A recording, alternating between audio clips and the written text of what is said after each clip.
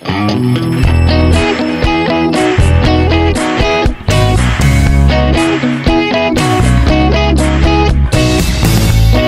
makarelax.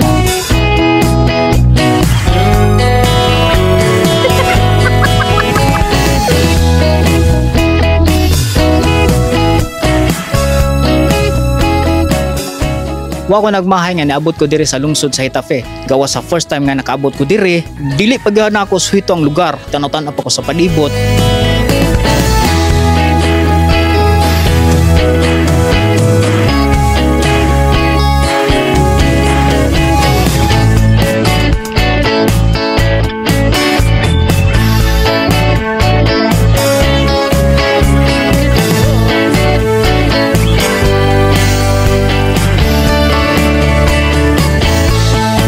Ma'am, tanawon na to ilang simbahan diri sa Hitafe. Yes, kay first time na muna din. So atong lantaw ng ilang simbahan. First time sa Hitafe. Shout out sa tanang mga taga Hitafe, Bohol. Na-overwhelm ko kay sa gawa silang simbahan, doon na day po kudigo na mag-ampo ka sa Santos nga imong pag-aampuan. Like for example, kang Senior San or kang San Lorenzo Ruiz, naapo siya pag-ampo nga imong dungawan. So sa talang Santos nga imong gustong ampuan, na din kita ninyo.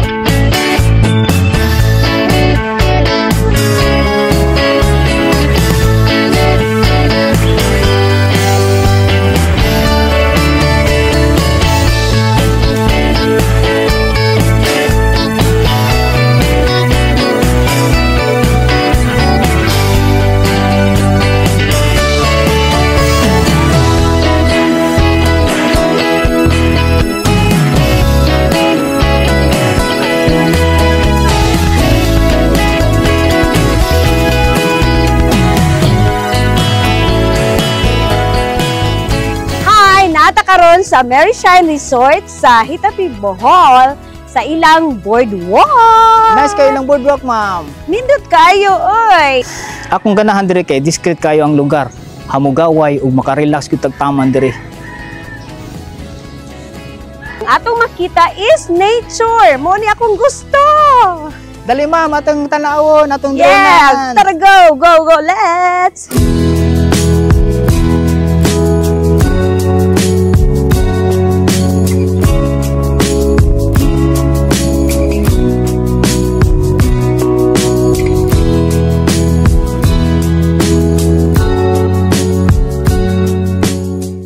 Akong ganahan diring dapita kay nindot sa mata, iniling, hindi mo bisan asa, and very relaxing ang lugar, and doon na kay privacy.